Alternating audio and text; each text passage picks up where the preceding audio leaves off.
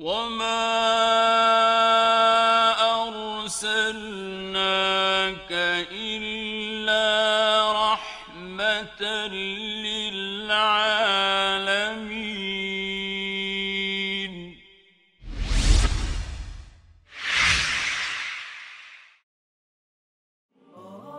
Historia si shkencë ka për qëllim apo subjekt studimin e të kaluarës së njerëzimit për të bëmat dhe për jetën sociale.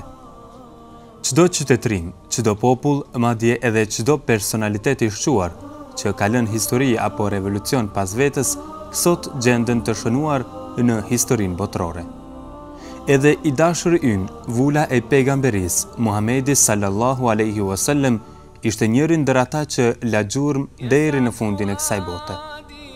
Shpesh herë ndodh që nga ignoranca dhe mos informimi ne ta njohim më pak të dërguarin alayhi salam se sa kundërshtarët e tij dhe vlerat e tij, sjelljet e tij, aprovimet dhe ndalimet e tij, mos i pasojmë ashtu si duhet.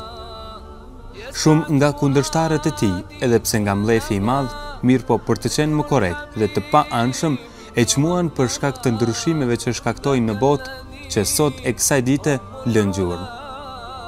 Si në kohën e tij, ashtu edhe ditët e sotme, nuk e mohuan vërtetësinë, besueshmërinë dhe gjenialitetin e tij, paqja dhe mëshira e Zotit qofshin për të. O Muhammed, unë nuk të quaj kundërshtar, mirë po nuk jam në gjendje të besoj misionin dhe thirrjen tënde.